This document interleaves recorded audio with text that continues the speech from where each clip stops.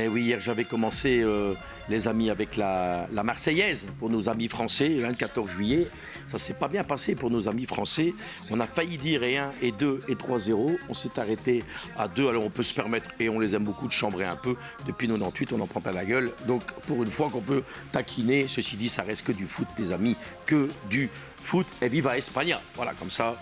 J'ai fait le tour de la question. On a des invités aujourd'hui. On a Arnaud Lepoivre, regardez, le jeune de la bande, 23 ans, tous ses cheveux, toutes ses dents. Bah, bien sûr. Beau jeune homme. Bonjour Stéphane. Fait la fête hier soir? Moi, tranquillement. Hein. C'est ça, vas-y, prends-moi pour un genre. Ton micro, tu n'es pas obligé de le mettre au-dessus de ta tête. Hein. Tu peux le baisser. Très bien, bon, Arnaud. Tu étais formidable. Alors, merci. Daniel Camus, ça s'est bien passé hier? Ça s'est excessivement Tranquille, avec les Espagnols, vous avez regardé le match? excessivement bien passé. Ma deuxième nation, c'est l'Espagne, donc voilà, je suis toujours en lice. Ouais, heureusement que vous ne sortez pas, que vous avez une nièce qui est née en Argentine. Hein. Vous allez me le faire aussi. Hein, vous allez me le faire aussi. Arrière, grand-père. Hola, ¿qué tal? Hola, mucho. Hola, ¿qué tal? Julien de Noël, lui a pas de famille en Espagne, Non, en Angleterre, nulle part. Hein. Non, parce que maintenant, il y a des gens, ils se retrouvent, je taquine Daniel, mais ils se retrouvent avec des familles comme ça. Vous êtes italien, on ne peut pas changer, Marco Casto. Ça tombe, j'ai peut-être des. Bah ouais, d'office. Je sais pas. Bon, après, Italie, Espagne, c'est pas forcément les frères les plus aimés du monde. Bon, de toute façon, plus personne vous embête avec le football. Ça fait 12 ans, vous n'avez plus la Coupe du Monde, vous êtes en paix. Et ça, c'est bien. Et ça sert à quoi d'y aller et de rien faire? Bah, c'est bien, c'est vrai. Nous, on a fait les Belges. Pourquoi vous me dites ça? Je suis belge. C'est ça que je parle, hein. C'est ça que je parle. Quelle mentalité vous avez. Nous, on y va, on participe comme Pierre de Coubertin. Ouais, super. L'important, c'est de participer. Tiens, vous êtes revenu de l'ambassade de France Ouais, hier. j'ai été envoyé. Michel est avec nous. Envoyé spécial pour regarder le match. Regardez, on a même les c'est photos. Quel traître à la nation. Avec Richard, avec le Lords, Michel de Grève, qui bien sûr était français. Il y a traître, il y a une taupe. Il y a des taupes ici. Et j'en connais, il y en a plein. Comme dans les vestiaires de l'équipe de France.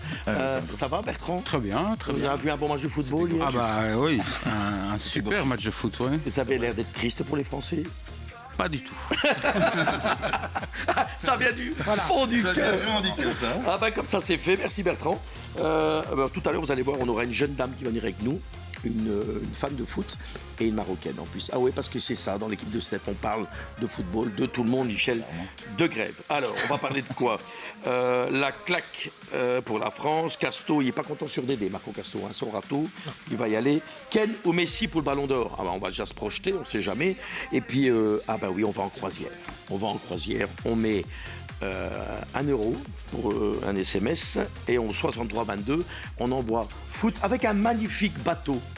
Julien de Noël, vous, ce serait agréable que vous soyez sur ce bateau et ça passe par la Grèce, par l'Espagne. J'en rêve.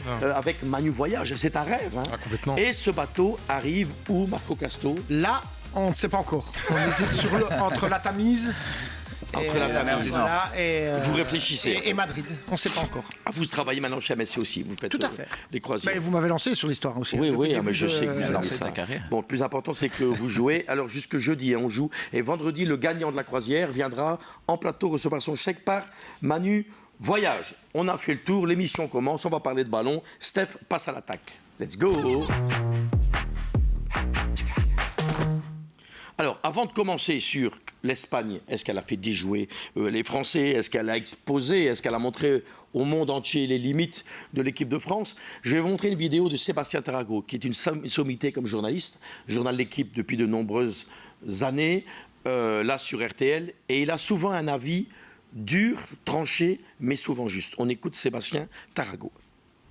Ouais, le regret, il est dans l'absence d'émotion, en fait. C'est-à-dire que tu perds, tu as vécu une grande finale, par exemple, en 2022, mais tu as vécu un grand moment de sport et tu l'acceptes parce que c'est comme ça, tu gagnes, tu perds. Là, ça ressemblait quand même à une humiliation. C'est pas grave, moi, j'en veux pas aux joueurs français. Ils ont fait ce qu'ils ont pu, ils sont passés à côté complètement de leur match, physiquement, techniquement. Adrien Rabiot, c'est normal qu'il ait pris un carton et il aurait même pu être expulsé dès la première période. Et je comprends que Didier Deschamps l'ait sorti, mais si Aurélien Tchouaméni n'est pas là et qu'il a un copain à côté pour aller au duel, peut-être que c'est différent. C'est comme ça. L'Espagne était plus forte et surtout, je ne l'ai pas vu à ce niveau depuis le début de la compétition. Franchement, chapeau, c'était extraordinaire ce qu'ils ont réalisé. Ils se sont trimballés. Alors, il y a à redire, hein, notamment sur Rabiot, les changements, mais voilà un Français qui est objectif, Daniel, et qui dit, Tout le monde On n'était pas bon, on était dans un jour sans. Voilà, non, moi je suis pas d'accord avec ça. Tout le monde dit c'est un jour sans, c'est un jour sans. À mon avis, ils étaient juste à leur niveau, quoi. Voilà, individuellement, ils ont beaucoup de qualité, collectivement, ils en ont beaucoup moins. Et on doit arrêter de dire ah non, et on a passé à côté du match, on est passé à côté de ci. Non, je pense simplement que voilà, il y avait 2 étages de différence entre l'Espagne et la France. Ils sont tombés contre plus fort, tout simplement. Voilà, c'est tout. Oui, ils sont tombés contre le fort. Marco. Ouais, enfin, moi je le disais, parce que c'est vrai qu'on parlait systématiquement et à juste titre des performances de cette équipe de France, parce que peut-être pas revenir, même collectivement, je pense qu'ils étaient bons sur leur qualif, sur leur 8e, sur leur quart. Donc ça, sans conteste. Mais par contre, et comme je le dis souvent, on a souvent parlé d'eux, mais on n'a jamais parlé de l'Espagne. Et pour moi, j'avais dit que vous avez dit que l'Espagne allait gagner. J'avais dit que la France avait, par rapport à ses prestations précédentes, pour moi, était un cran au-dessus, mais que l'Espagne n'était pas loin. Et ce qui s'est passé, c'est que justement, par rapport à une opposition qui était beaucoup plus redoutable et beaucoup plus forte, l'Espagne a augmenté son niveau de jeu. Et je crois que c'est ce qui a fait la différence aussi. Bertrand Crasson. C'est le football qui a parlé, tout simplement. Je crois qu'il y a longtemps qu'on n'a plus vu la France à un tel niveau. Un tel niveau de difficulté, surtout dans un match. Moi, ce qui m'étonne surtout, c'est l'absence de préparation, je trouve, des Français par rapport au jeu espagnol. On sait que c'est une équipe qui construit de derrière, et une fois qu'ils ont le ballon, ils vous privent de ballon tout le match, et c'est les problèmes qui commencent. Donc là, on a vu des débuts de pressing, on ne savait pas trop, Dembélé, Mbappé, il fallait... Ils étaient perdus. Ça se regardait, oui. Comment est-ce possible en demi-finale de Coupe du Monde de ne pas avoir préparé un plan, au moins pour aller contrer les Espagnols, ne pas les laisser sortir et... Michel. Non. Voilà, tu peux... Ah non, moi je trouve que la France tactiquement s'est fait manger, mais de A à Z. Ils avaient commencé une Coupe du Monde très fort. On voyait qu'ils avaient mis des 4-1, ça marquait beaucoup, ils étaient ultra impressionnants contre la Suède. Mais j'ai l'impression qu'ils se sont un peu épuisés. Là où l'Espagne est justement montée de plus en plus, c'est des quêtes qui jouent ensemble depuis qu'ils ont 8 ans.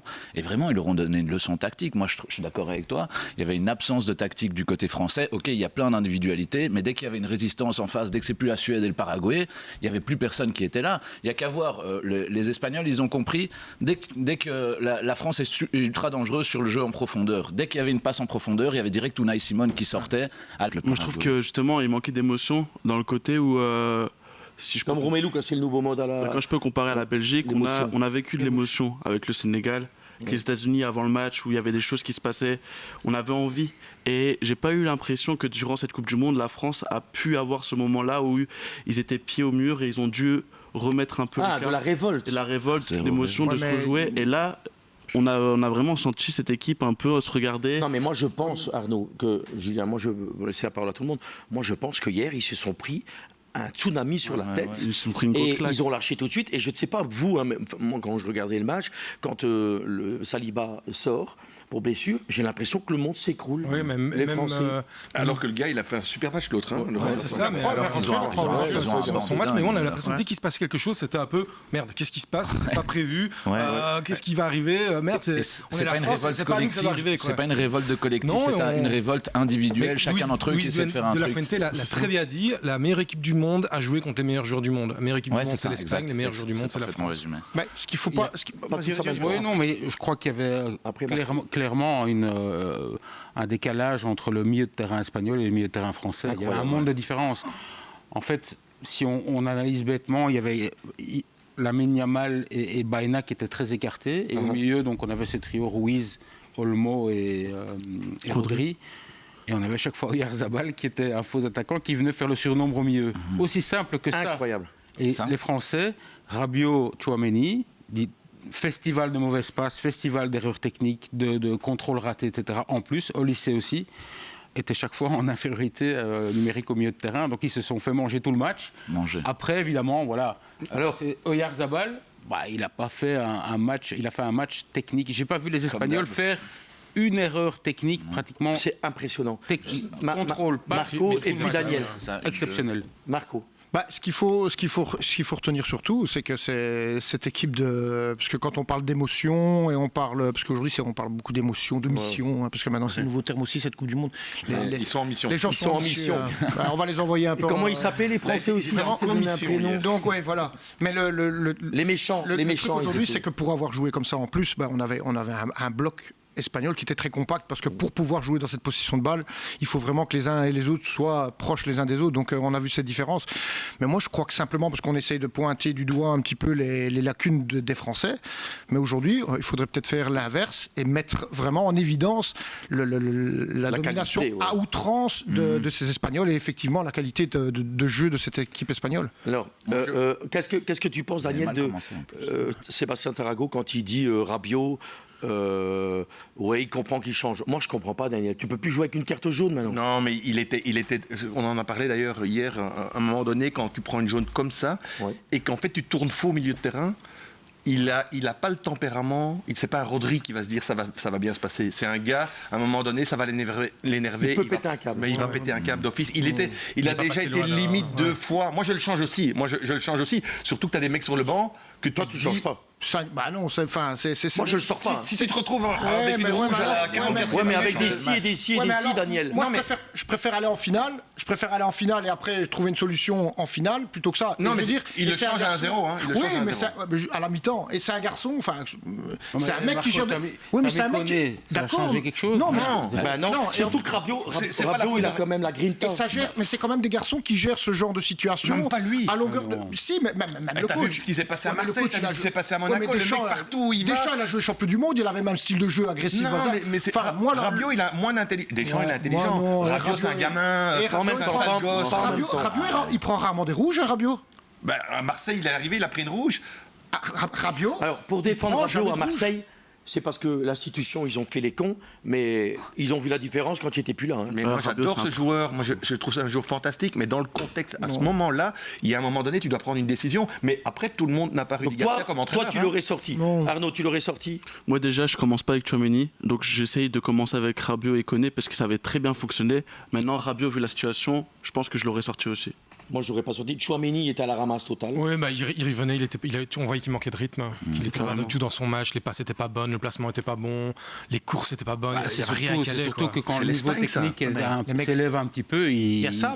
Oui, d'accord, mais je veux dire que quand la Belgique s'était adaptée, avait coupé les lignes de passe pour essayer d'un peu contrer le milieu de terrain en se disant on va reculer, mais au moins on va moins les laisser jouer. La France a essayé et s'est fait manger. Ouais, mais le problème aussi, c'est que tu mets Olysée sur Rodri. Qui a dû jouer, je veux dire, quasiment en marquage à contre-cœur. Donc fatalement, dans ce milieu de terrain, à partir du moment où tu n'as pas ces réflexes de milieu qui puissent défendre un peu, je trouve que Deschamps, par rapport à ça, il a foiré totalement. Moi, si j'avais été Deschamps, par contre, j'aurais musclé mon milieu de terrain. Tchouaméni, Koné et Rabiot. Il y avait Emery qui n'a jamais fait jouer Marco. Et je remettais Olysée sur le côté. Il n'a jamais été obligé de défendre non plus dans cette Coupe du Monde. Ah mais non, mais c'est ce que je dis. Mais si t'es un bon entraîneur, pas tous en même temps, les gars, pas tous en même temps. Si t'es un bon entraîneur, que t'as un bon staff, tu sais, t'as analysé l'Espagne, tu sais comment ils jouent, donc tu sais que ce match-là, se joue offensivement, ça va être dangereux. Attention, parce que c'est intéressant ce que dit Bertrand. À sa décharge, on va le laisser tranquille parce qu'il a passé sa saison à droite. Bah oui. Bon, là, il a bien fait, mais ils n'ont jamais su ce que c'était vraiment de devoir défendre en milieu de terrain, d'aller presser. Contre le Paraguay, ils l'ont fait. Ils étaient obligés de le faire. Ils n'ont pas vraiment. Non, mais tu sais, quand on parle de grinta, pour aller dans le duel, il faut être proche de l'homme. Là, ils n'ont jamais été proches de l'homme. Le problème, c'est que l'Espagne joue trop vite. Ça allait vraiment trop vite. Donc, tu sais, la grinta, pour aller dans les duels, il faut qu'il y ait un duel. À un moment donné, parce que c'est pas ça à dire. Il faut aller dans le duel, il faut aller dans le duel. Deuxième goal, ils ont au duel en plus. Pardon ? C'était du Xavi, Nessa Busquets tout le temps en mouvement. Jamais trop tard, toujours trop tard sur l'un, sur l'autre, avec Oyarzabal qui descendait. Et puis, important. Tout le monde n'a pas Rudi Garcia comme entraîneur non plus, qui sait vraiment mettre une équipe en place et qui sait faire en sorte qu'on fait un grand match contre l'Espagne. J'en parlerai à David Stegen d'ailleurs de votre intervention. Moi, je n'ai pas compris. Barcola, c'est un mec de profondeur. Moi, je pense que Doué, pour commencer le match, aurait été plus opportun pour poser des problèmes aux Espagnols. Non ? Je ne sais pas ce que vous en pensez. Il faut le ballon. Pardon ? Il faut le ballon. Mais lui, c'est un gratteur de ballon. Il joue. Il a fait un peu comme il a fait avec d'autres. Enfin, un peu comme Garcia l'a fait aussi sur d'autres.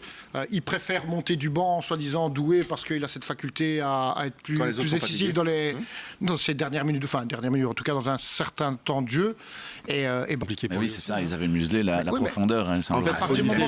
C'est ce qu'on disait. Il devait, pour empêcher justement ces difficultés-là, il fallait gagner ce milieu de terrain. Donc ils ont gagné le milieu de terrain, ils ont empêché tous ces ballons de transition pour aller chercher la profondeur, et c'était terminé. Dans les autres matchs, en fait, ils ont été dominants, les Français, donc ils se retrouvaient on va dire maintenant, ils se sont retrouvés dans la position de leur adversaire pratiquement à défendre. Ils n'étaient pas prêts pour ça. Et donc, qu'est-ce qui s'est passé?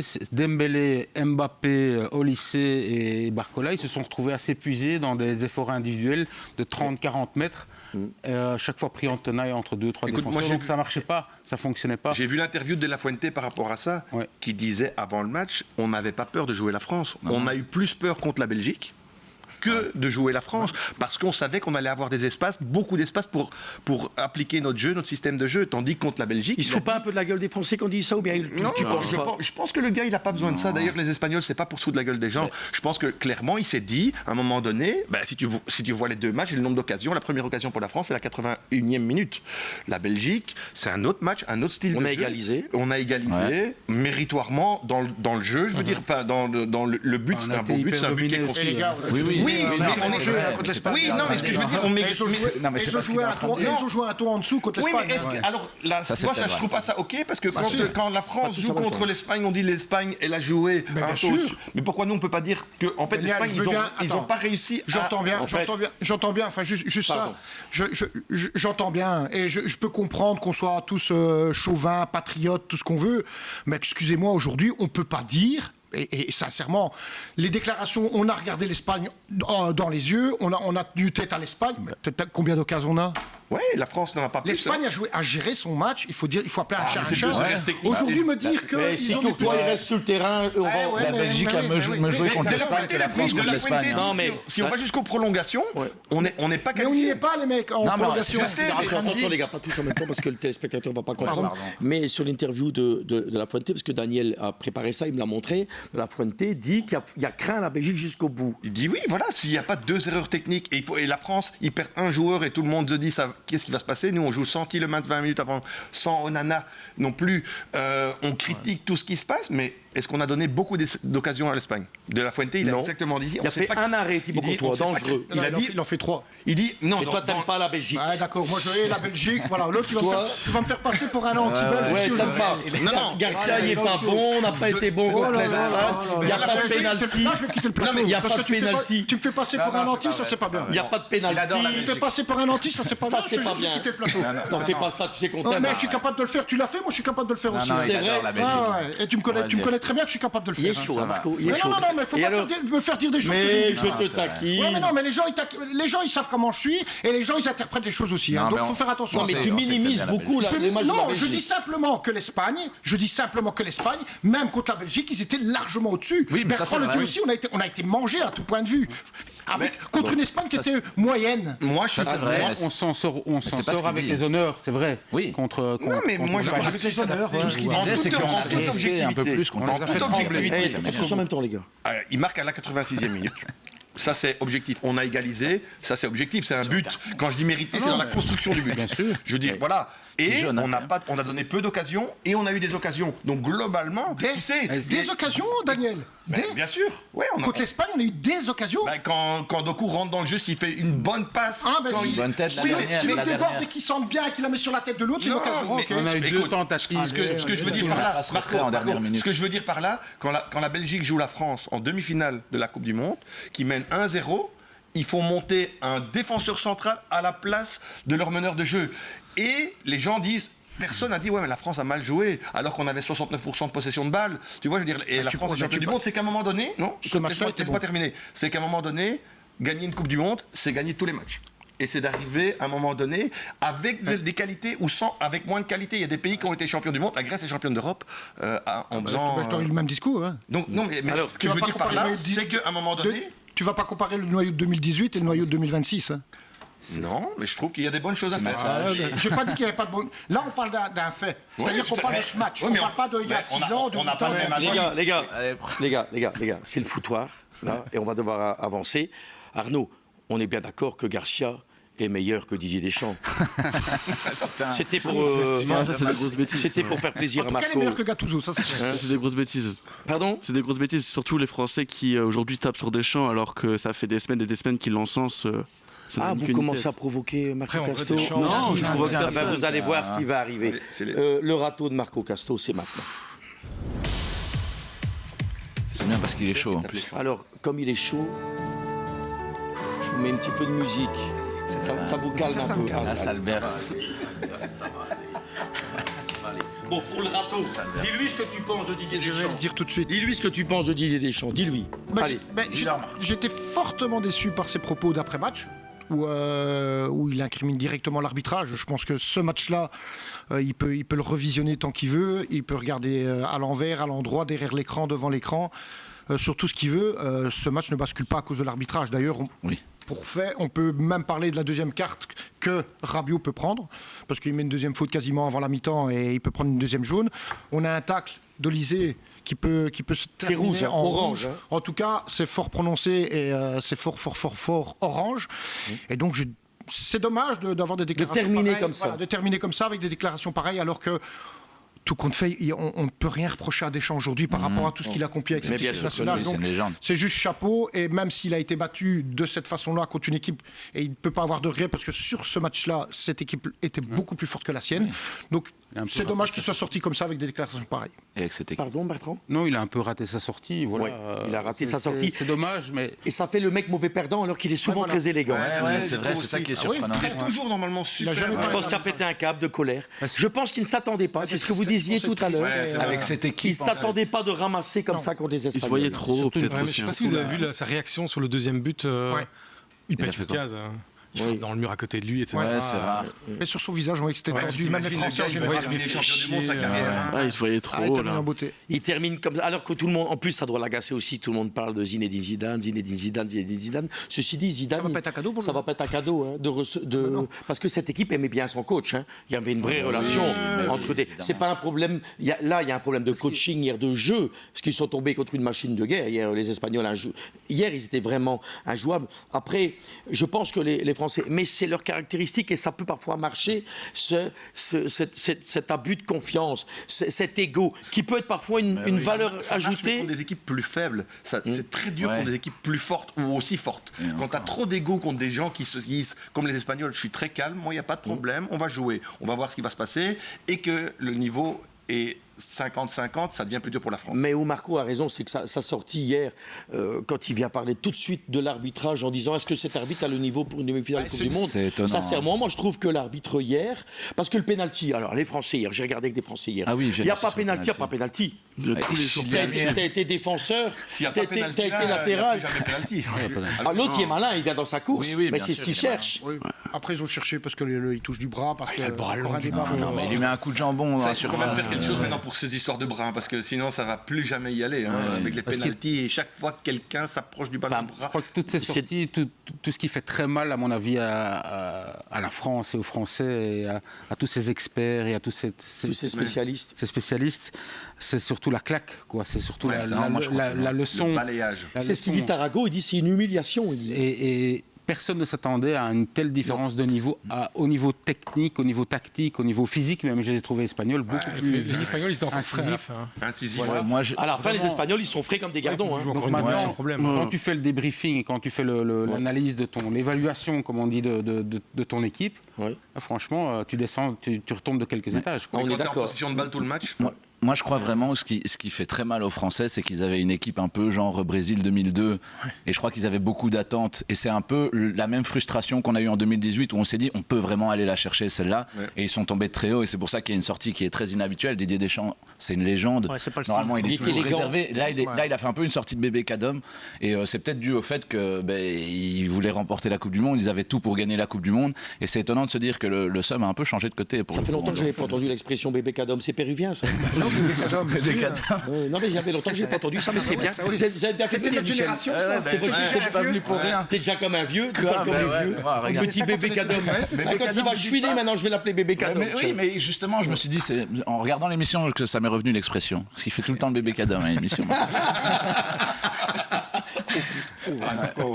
Ça, c'est vilain. Attention, et ne l'excite pas. T'as tes stats ? Bon, allez les gars.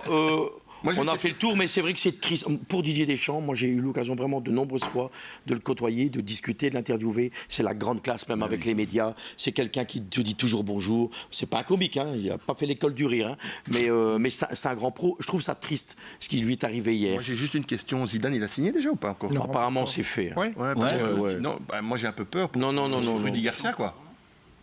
Pardon? Rudy Garcia est libre, donc maintenant. À mon avis, à mon avis, j'ai un trop des amours. T'as encore jamais été en prison? Si, j'ai été. Ça a déjà été. À mon avis, il resterait encore aucun sélectionneur, il le prendrait pas, je pense. Mais on est sûr qu'il part, Deschamps. Est-ce que c'est vraiment ça, c'est sûr. Oui. Non, mais alors, et c'est très marrant ce que dit Michel, parce que hier matin, avant le match, notamment Gilles Verdez, tu sais, moi je ferai tout, il a dit Gilles Verdez, pour qu'il reste, parce que maintenant qu'ils ont perdu, il dit, il faut passer à autre chose. Ça, c'est typiquement français. Enfin, en Belgique, on n'est pas mieux. Non plus. Bon. On va aller au flash foot avec notre ami Julien. Jingle.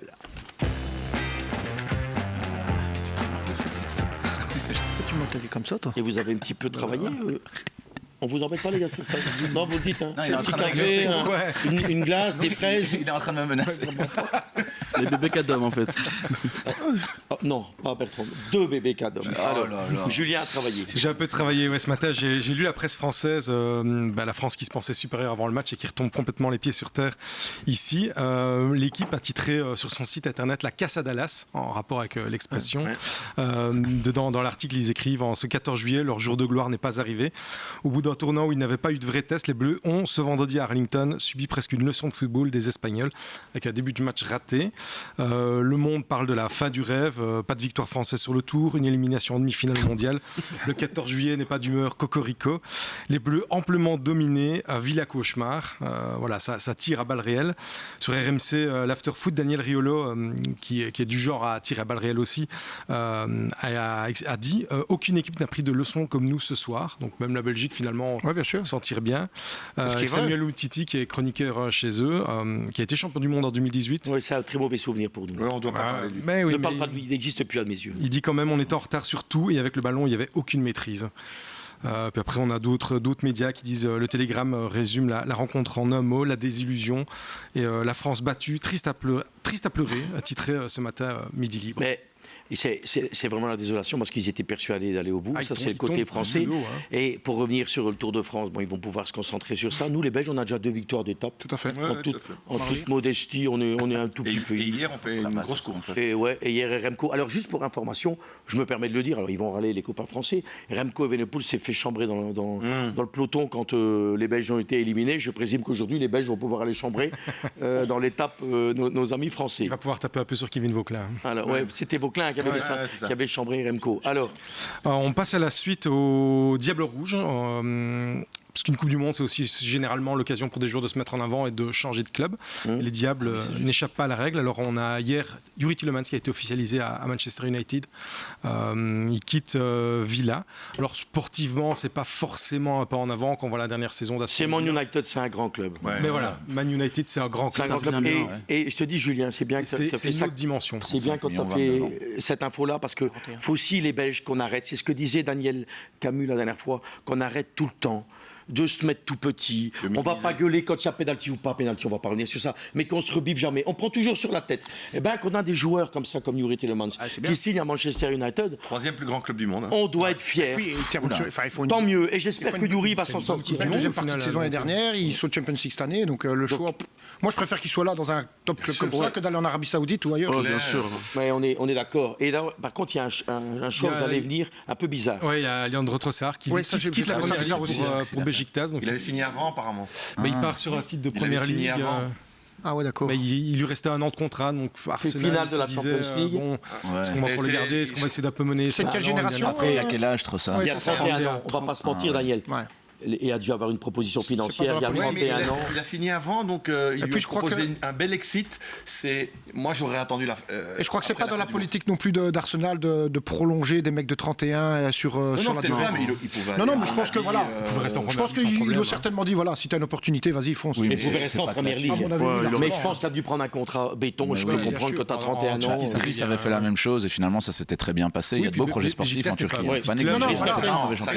Il va jouer top, il va jouer l'Europe. Oui, bien sûr, c'est un beau projet. Vous parlez tous en même temps, on n'entend plus rien. Il y a 5 clubs en Turquie. C'est ça le problème, c'est que le niveau risque, à mon avis, contre des plus petites équipes. Et des mecs comme ça, ils ont besoin de rythme tout le temps, tu vois, je veux dire. Donc pour jouer au plus haut niveau, je parle pour l'équipe nationale par exemple. Mais Dries Mertens, ça a été un succès quand même. Ouais. Là-bas, lui, ça a été un succès, mais il est plus revenu en équipe nationale. Hein. Qui Dries Mertens. Il est plus revenu après, c'est vrai. Et Michi non plus, il n'est pas parti en Turquie aussi. Il a fait les deux clubs, lui. Il revenait en fait 3 clubs. Aujourd'hui, ça fait 3 clubs. Galatasaray, je crois que c'est pas parce qu'on joue en Turquie ou. Non, je dis pas ça. Mais... Witsel a joué en Chine, il est revenu, c'était le meilleur à Dortmund. Witsel, c'est autre chose, c'est une machine de guerre. Carrasco, il a joué aussi en Arabie Saoudite. Enfin, je veux dire, quand c'est pas une différence énorme. Pas au même moment. Je crois que maintenant, c'est une question de contexte aussi. Et il sera bien là-bas, il sera idolâtré. Ah oui, ça c'est vrai. Pour lui, lui, ça va être génial. C'est bien. Je crois que de toute façon, ils ont. C'est des grands clubs. Qu'est-ce qu'il y a, Arnaud? Vous faites oui de la tête. Vous faites en fait. Moi, ça dépend comment il revient. S'il revient en équipe nationale, mais pour moi, il va revenir parce qu'il a sa place. Mais c'est la mentalité. S'il revient avec la hargne et de se dire où est-ce qu'il veut finir en beauté en mode j'ai fait une belle Coupe du Monde, j'ai 31 ans, je pars en Turquie. Non, à mon avis, encore envie d'être Diable Rouge à 31 ans. Je pense que la mentalité, elle est dans le côté. Surtout avec la Coupe du Monde qu'il vient de faire. Avec la Coupe du Monde qu'il vient de faire, il va vouloir revenir chez Diable. En plus, quand tu joues dans ces pays-là, ils sont magnifiques. Tu es content de revenir de temps en temps dans ton pays, revoir ta famille. Et là, t'as un peu de pression aussi quand tu joues à Béchaktaş. Là-bas, il y a la pression. J'ai été joué la ferveur. Là, je peux te dire, bonne année. On continue avec Julien. Oui, parce que ça, c'est les 2 transferts qui ont été officialisés, mais il y a pas mal de rumeurs autour d'autres joueurs. Il y a Thomas Meunier qui devrait normalement signer à Sunderland. C'est quasiment fait. Ça va. Où c'est officiel? Je crois que c'est ce matin. Nicolas Rasca qui lui courtisé aussi par le Real Betis, Bologne, l'Atalanta. Charles de Ketelaar dont on parle au Bayern Munich. Ah ouais. Rasca dans le calcio, ça peut être bien, non? Pardon? Raskin dans le calcio. Oui, parce que c'est vraiment le prototype. La Grinta, la Grinta, il s'est joué au foot. Et puis avec Sarri, si on parle de Bergame, effectivement, Sarri qui fait jouer ses équipes, donc ça peut être hyper intéressant pour lui. Et puis encore Lukaku qui a annoncé du côté de l'Ajax. On a Kevin De Bruyne, annoncé à Galatasaray peut-être, puisqu'au Napoli, il est plus trop en odeur de sainteté. Donc voilà, ça va encore bouger pour pas mal de diables. Et je pense que la Coupe du Monde de Certa pourrait l'ouvrir des portes. Romelu, il va revenir en Anderlecht, il m'a dit Bertrand. Mais Lukaku, je crois que la rumeur est juste fondée sur un truc. Il y a eu un follow sur Instagram et tout le monde s'est un peu emballé là-dessus. On en parle aussi à Monaco vaguement. Donc Lukaku. Jamais à Monaco. Je voilà, joue dans le championnat de France. Il y a des rumeurs pas le Romelu qui est comme ça maintenant. Dans le championnat de France à Monaco, il va devoir. De Ketelaar, il faut le revoir avec une préparation. De Ketelaar au Bayern, ça surprend personne. Il ne faut pas l'enterrer sur un championnat. Je n'enterre pas. Bon. On va terminer parce que c'est un peu le brouhaha. Oui, c'est vrai. Et le fautif, il est pas loin de moi. Vous avez raison, il est juste là. Juste là. Il est juste là. Le VAR, on l'a vu à la Coupe du Monde, il y a eu un peu des innovations avec les arbitres qui parlaient, etc. Et ça va arriver en championnat de Belgique. C'était déjà le cas en Première Ligue. Donc à partir de la première journée, toutes les explications du VAR seront annoncées sur les écrans géants dans les stades pour les supporters. Et après le break international de septembre-octobre, on aura exactement comme à la Coupe du Monde, donc avec les arbitres qui viendront parler, annoncer leurs décisions. En 3 langues, c'est ça que j'ai dit. En 3 langues. J'imagine que quand ils joueront contre Eupen, ce sera en anglais, en allemand. Ça va encore être un beau bazar, voilà. ça. Mais donc, ça aura un peu ça va encore être un beau foutoir. Il faut mettre un stop. Quadrilingue. C'est ça, la fédération dit, ce sera après le break international, parce que ça nécessite une préparation supplémentaire. J'imagine qu'on doit peut-être leur apprendre la langue des signes. C'est David Stegen qui va donner cours, je pense, de communication, comme ils ont bien fait ça à la Coupe du Monde. La fédération a dit que le football professionnel belge s'inscrit lui aussi dans une démarche visant à renforcer la transparence de l'arbitrage. Oh là là. On a des philosophes là. C'est plus que transparent. Ça va être bien. On aura encore des débats dans l'équipe de Step à la rentrée. Arnaud, avant que vous partez et que je vous abandonne, vous avez rien à rajouter? Par rapport au transfert, il y a peut-être Moreira qui irait à l'AS Roma. Ah oui, c'est vrai. Voilà. Julien Duranville qui a signé à Lyon. Voilà. Qu'est-ce qu'il est pertinent. Après, c'est tout ce que j'ai en tête. Quel talent, ce petit. Après, il y a Axel Witsel qui est toujours sans club. Et il sort ça comme ça. C'est une exclusivité en plus, je pense. C'est une exclusivité. Je suis le sniper. Le sniper. Ok. À vendredi, Arnaud, va te reposer. À vendredi, il faut que tu te reposes un petit peu. On va te remplacer par une dame, ça va nous apaiser un peu avec tout ce monde de brut ici. Allez. La pub, il faut payer Casto. Et donc, chez Casto, il y a tout ce qu'il faut, outils et matériaux. Pub.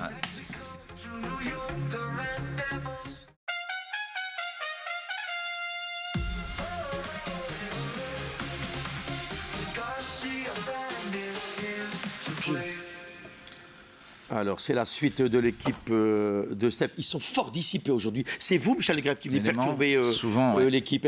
Avec Castro, je ne vous mets plus jamais à côté de moi. C'est le bordel total. Bon, un peu de silence, messieurs. Trop de champagne à l'ambassade. Qu'est-ce qui se passe? Trop de champagne à l'ambassade de France. Oh là là, l'ambassade de France, ils sont chargés comme des mules sur le compte des Français. Et tant que c'est pas les nôtres. C'était du Clara, c'était pas du champagne. Ouais, je crois. Messieurs, nous avons une dame.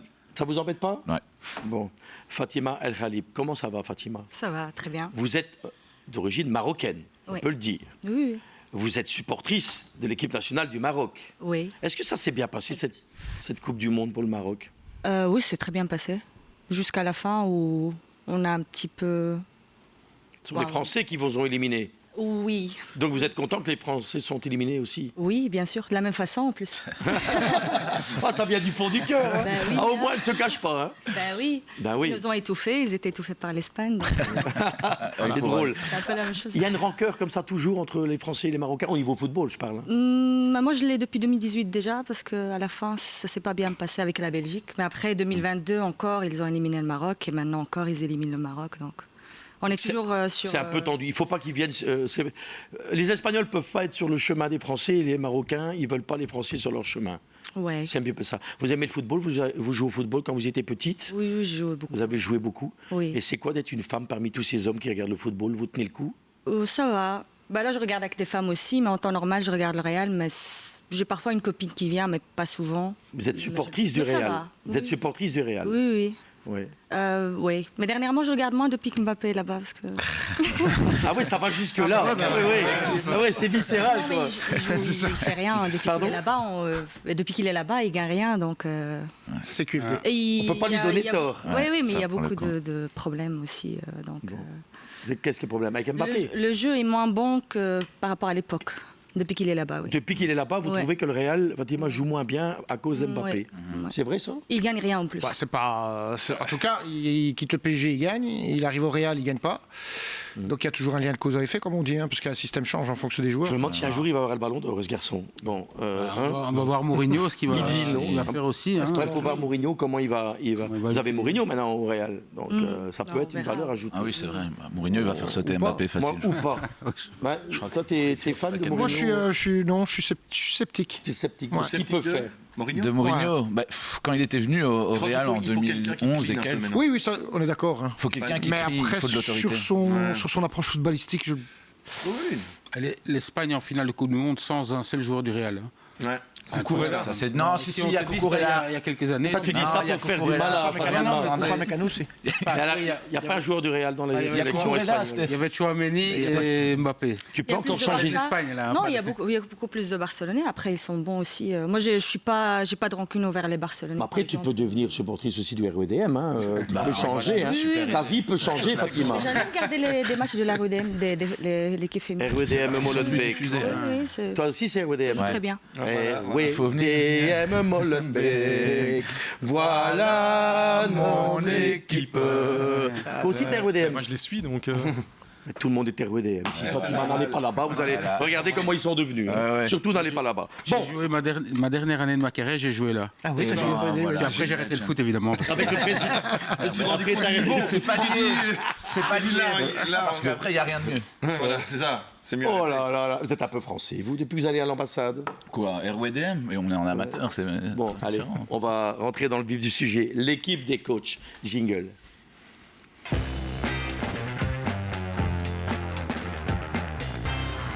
Heureusement qu'il y a un peu de tendresse dans ce plateau de brut. Ça me fait un peu de bien. Alors, Messi ou Kane pour le Ballon d'Or. Vous allez me dire, pourquoi il vient avec ça maintenant? Parce que les Anglais, ce soir, ils vont jouer contre les Argentins. C'est quand même un match important pour aller en finale. Et moi, j'ai quand même l'impression que l'un des deux va en finale, il sera candidat. Alors, je vous donne juste mon point de vue. J'aimerais bien que ce soit Kane, parce que si la FIFA, Infantino est capable de tout, de le donner à Messi. Pardon ? Donner à Balogun aussi. Il est en forme. Il est temps que vous allez en vacances un petit peu aussi. Ouais. Bon, Roy Keane ou il est vraiment Roy Keane. C'était en vacances aussi. Roy Keane, ça c'était Manchester United. Ça c'était un joueur. Non, mais Harry Kane, est-ce qu'il peut être... En tout cas, par rapport à sa saison au Bayern et ce qu'il est en train d'accomplir sur cette Coupe du Monde, oui. Après, il ne faudra pas oublier qu'ils vont jouer les Espagnols. Enfin, que ce soit l'Argentine ou... Et les Espagnols, ils peuvent avoir un ballon d'or. Et pourquoi pas un Espagnol ? Rodri encore. Rodri, quand il l'a reçu, les gens pleurait, mais il méritait vraiment. Non, Vinicius mérite. Il vend pas des t-shirts, Rodri, tu vois. Mais c'est vrai que... Vinicius, il s'est planté à la Coupe du Monde. On peut pas dire qu'il est mauvais. Mais le Ballon d'or où Rodri a gagné, c'est Vinicius qui méritait de loin. Cette année-là, de loin. C'est plus flamboyant. Mais Rodri avait fait une saison de dingue. Qui doit être Ballon d'or, Fatima ? Moi, je dirais Yamal, même. J'aime bien ce petit. Il joue très bien. C'est pas faux. C'est pas faux ce qu'elle dit. Si Yamal est champion du monde. Ouais, mais il faut qu'il se réveille un peu en Coupe du Monde quand même. Ouais, il reste encore un match. Les gars, il est là. Non, mais il est bon, mais on attend plus de les gars. Sur la finale, il est capable de faire la différence. C'est pas faux. Il a que 19 ans. Et Lukaku peut être au Ballon d'or. Ouais, je vous pose une question. Si on lui donne pas, c'est un scandale. Non, parce qu'ils ont été éliminés trop tôt. Sinon, ils pouvaient l'être. Très bien. Et Doku, Ballon d'or ? Non, tout sauf Messi quand même. Messi, c'est bon, il est exceptionnel, mais ça va. Il en faut combien ? On est d'accord. Non, mais il a tout gagné. Le mec, 8, 7, 8, 9, 10, je sais pas moi. Il y a un hurricane cette année, donc pour les Américains. J'ai bien compris. Okay. Vous êtes en forme, c'est bien. C'est impressionnant. Il ne peut pas passer à côté. Non, mais moi je l'entends bien, mais je le répète, ils sont. C'est pour ça que Bertrand il va dans ce sens-là. J'ai bien compris ce qu'il veut dire. Ils sont capables à la FIFA. Parce que vous savez bien que la CONCACAF elle est terriblement importante pour son business à Infantino, il faut dire les choses. Et donc ils sont encore capables de le donner à Messi. Ça fait un grand scandale. C'est plus la FIFA qui gère le Ballon d'or. C'est ça. Papidor. Ouais. C'est journaliste. Indirectement. Et les gars, Messi met un doublé. Aujourd'hui, il lui donne le Ballon d'or, mais il l'apporte avec un plat en or. Infantino avec Trump. Mais Stéphane, s'il preste sur cette, on va dire s'ils vont en finale, même cette demi-finale, s'il preste et qu'il sort un gros match, ce serait pas non plus un scandale. Après, il fait une énorme Coupe du Monde, mais il faut quand même avouer. Après, les gars, elle est pas de moi. C'est Lionel dans mon oreille, parce que quand moi, j'assume pas tout quand même les conneries des autres. Il dit Doku biberon d'or. Jouez Lio. C'est bien Lio. C'est bien, bravo, Lio. Ça vient à la fin. C'est la fin de la Coupe du Monde pour tout le monde, même en régie. Lui et Nicolas, je pense qu'il faut qu'ils arrêtent un petit peu les fan zones. Ça devient compliqué. On est tous d'accord que c'est l'un ou l'autre, ou bien il peut avoir ou un Espagnol. Il peut avoir une surprise espagnole. Enfin, pas une surprise, mais il peut avoir un espagnol. Mais qui l'Espagnol ? Moi, je dirais un Rodri ou un Yamal. Rodri. Pour Fatima Yamal. Oyarzabal. Cucurella. Oui, mais on rigole, mais Oyarzabal, il plante quand même 15 goals avec la Sociedad. Parce qu'il fait une énorme Coupe du Monde. Tu ne donnes pas Maldini, tu ne donnes pas Cucurella. Ouais. Désolé. Et Cucurella, il doit aller chez le coiffeur, absolument. Mais il fait un match, il est exceptionnel. J'adore ce joueur. Il saute dans le duel et tous ces choses. Je me dis comment il fait pour le ballon. Mais c'est ultra déstabilisant. Tu sais quoi, c'est une bonne remarque parce que Bertrand aussi se posait la même question. Avec tous les cheveux, comment il fait. C'est vrai, comment est-ce qu'il fait des têtes victorieuses que voilà. C'est pour ça. Pour revenir à Kane et son ratio de buts, Oyarzabal, c'est 30 buts en 60 matchs. C'est hallucinant. Pour si qu'on ne prend pas pour un attaquant. Et qui n'est pas, quand tu le vois, le mec que tu dis waouh, mais il est efficace. Le problème, c'est qu'ils ne sont pas glamour en sélection. Oui, ils ne sont pas glamour. Ouais, il n'est pas glamour. Ils ne vendent pas des t-shirts. Mais tu as dit 30 en 60 matchs, Oyarzabal, mais il plante aussi 15 buts. C'est 15 buts. Ils ne vendent pas du rêve, alors qu'en Espagne, ils sont idolâtrés par les gamins. Oyarzabal d'or. Wow. Oh ouais, ok, oui. C'est bon maintenant. C'est ma dernière. Ouais, c'est pas grave pour la dernière. Là maintenant, trop c'est trop. Moi, j'en peux plus. Moi, je vais jamais tenir le coup. Bon, on a fait le tour pour le Ballon d'Or. Vous savez quoi qu'est-ce qu'on peut faire maintenant ? Le choc Argentine-Angleterre. Qu'est-ce qu'on me dit en régie ? Qu'est-ce qu'on fait ? C'est du live ? Argentine-Angleterre. On va aller en pub. Encore ? Putain, qu'est-ce qu'on a comme pognon depuis que l'émission cartonne ? C'est un truc de dingue. Pub. Ah, il y a des trucs à dire.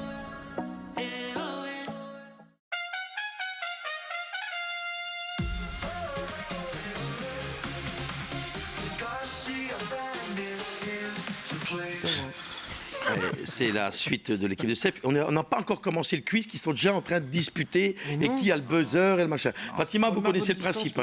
Quand vous avez la réponse, vous tapez ou vous tapez sur Daniel, faites ce que vous voulez, mais surtout il faut gagner parce que là c'est une équipe de truands. Ça triche, ça chipote le règlement, ils sont jamais contents. Michel a la pression là maintenant. Et lui est avocat. On a eu un juge hier. On a eu un juge hier et un avocat. C'est vrai? Ah oui? Ouais. Comme quoi, il a gagné le juge hier? Ouais. Non, Absolument pas. Non, non, non, Il a non. perdu 4-0? Ouais, C'était quel juge? 4-0, ils ont pas, pris. ne le dites pas. J'ai ma petite idée. Bon, allez, la musique. Hop, hop, hop. Allez, Nico. Voilà. Nico, c'est notre réalisateur, hein, ça vous le savez. Parce que les gens, les gars, on est une disent, équipe. ah ouais, mais c'est un travail d'équipe, hein, la télé. Alors, question 1. Lors du match d'anthologie entre la Belgique et le Brésil en 2008, 2-1 le score. Quel gardien des Diables Rouges réalise un arrêt extraordinaire sur une frappe de Neymar? C'était l'an premier. Non, non, Oh non! Enfin, qu'est-ce que c'est que ça? C'était l'an premier. le VAR? Non, le VAR, il va dire que c'est Le VAR, on me dit à C'est l'oreille. dans le sud de la France. Hein. Ouais, le VAR, c'est dans le sud de la France. Par contre, c'est Ah, 2018. non, non, non, Par contre, c'est C'est 2018. le moment pour prendre un carton. Ouais, déjà c'est 2018. Hein. Sur l'arrêt de. C'est ce que j'ai dit, Courtois. Non, t'as 2018. dit 2008. T'as dit 2008. T'as dit 2018. Ouais, mais t'as dit Non, il a dit 2008. 2008. T'as dit Ouais, 2008. Stéphane, t'as dit 2018. C'est nous qui avons appuyé. Ok, mais. 1-0, Daniel. Mais c'est faux. J'aime bien. Et silence. Moi, j'allais dire De Vlieger. Ouais.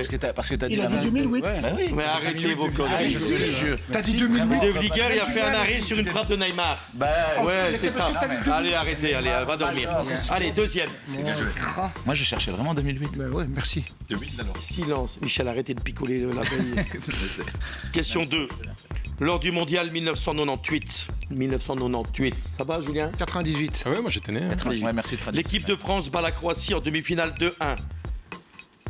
Grâce à un doublé improbable d'un défenseur qui n'avait jamais marqué en bleu. Ça a frappé l'an Lilian premier. Thuram. Bah Oui, Thuram. Voilà. 1-1. Lilian Thuram. Ça, voilà. Allez, on Vous revient. savez que c'est ses seuls buts en 142 sélections. Ouais. C'est incroyable. Ouais, il dit ouais, comme si tu savais. Bah oui, sa célébration sur le deuxième, il est comme Bah ça. ouais, voilà. Incroyable, iconique.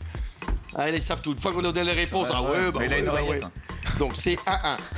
Attention, je sais qu'il sait, Julien. Fatima, on y va. Ouais, on peut y aller, hein, Fatima. Lors de la Coupe du Monde 2018, la phase des poules nous offre un match d'anthologie entre le Portugal de Cristiano Ronaldo, auteur d'un triplé, et l'Espagne. Ah donc 3-3. Oh putain, il est 3-3 fort. sur coup franc. Il Et est coup franc fort. de Ronaldo à la Dernière 94. Quel était le score final? Ouais, parce que si tu tapes plus vite, après on va de l'autre côté. Là, il n'y a rien à dire. Hein. Voilà. 2-1. Bien joué, Marco. C'est bien. Quand même 2-0 parce que la première. Oui, c'est vrai. Non, Si, je 2-1. mettrai le replay. Commencez pas non plus, Franck Rasson. Il a raison. Ouais, mais- Question 4. Allez les gars, faut, les filles, Voilà, là, faut on est dedans, les égaliser. gars, au mental. En poule du mondial 2014, la Belgique bat l'Algérie 2-1. Quel joueur algérien évoluant alors à Valence? C'est là où on a frappé là? Ouais, ouais, c'est Daniel. C'est Daniel qui a clé. Daniel avait ouvert le score sur Ah non, penalty. tu peux plus dire la question. Ah non, tu peux pas dire. Bah donne le joueur. Ah non, t'as dit la fin de la question. Non, non, j'ai pas dit la fin, personne l'a entendu. Donne le joueur. Tu sais, C'est pas un truc en B. Elias. l'Algérie. Ça va, si vous, on revient maintenant, on donne la Eliassi, réponse non demain. Non, là, on peut Ah non, revenir. la question jusqu'au bout. Bah, il a dit jusqu'au bout. Non, J'ai dit. C'est le Il règlement. faut savoir, une fois je dis, une fois je dis non, pas. tu dois, après tu te dis. Moi, je l'ai. Quel joueur algérien évoluant alors à Valence avait ouvert le score sur penalty en première mi-temps? Sofiane Fegouli. Bravo.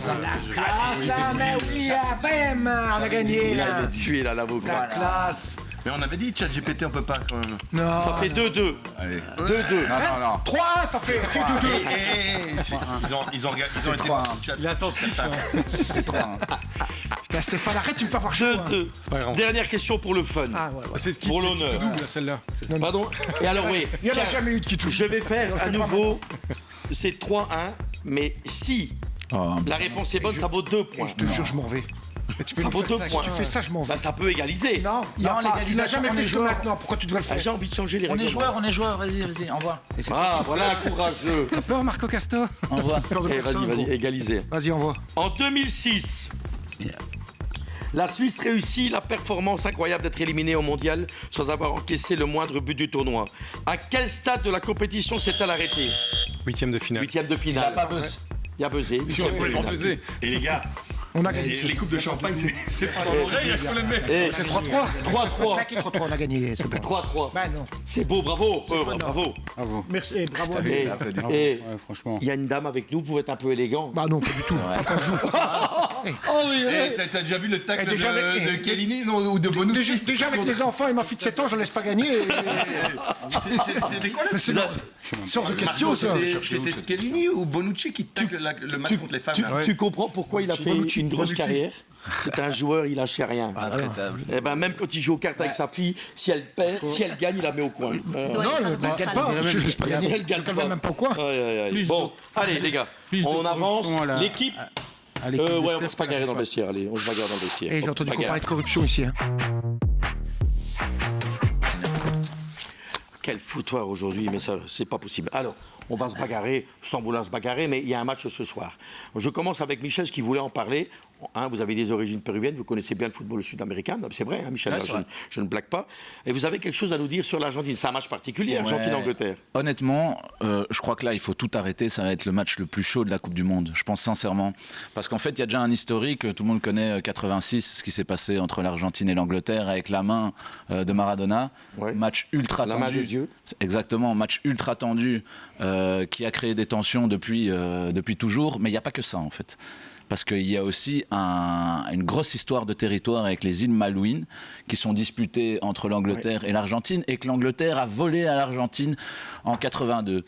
Et donc il y a une tension de malade, ça a toujours été des matchs ultra tendus et ce soir, à mon avis, on va assister à une véritable guerre, un véritable conflit. Je crois que ce sera vraiment... Le football, c'est pas la guerre. Le football, c'est pas la guerre, mais allez dire ça aux Argentins. J'en profite pour parler de nos confrères de la dernière heure, les sports. Aujourd'hui, alors il y a du foot dedans. Justement, il y a super papier sur cette histoire des Malouines. Je vous conseille de le lire chez nos confrères de la dernière heure. Marco, une tendance anglaise? Je parle pas du cœur. Non, bien sûr. Non, mais foot. Comment vous le voyez ce match? Sincèrement, mais je vois une équipe anglaise qui sera prête et je les mettrai un peu favoris dans ce match parce que je pense que footballistiquement et individuellement, ils ont tout pour en tout cas rivaliser avec cette Argentine. Donc, moi, je mettrai une petite pièce sur l'Argentine. Je charrie souvent Marco Castro, mais il faut être honnête avec Julien d'ailleurs, c'est parmi celui qui a donné le plus souvent les bons résultats. Hier, vous avez annoncé l'Espagne et Daniel aussi souvent. Ils veulent des sucettes aussi, mais ils m'ont bouffé tous mes choupa choups. Ils ont besoin de sucettes. Qui va gagner, Fatima, entre les Anglais et l'Argentine? Moi, je pense les Anglais.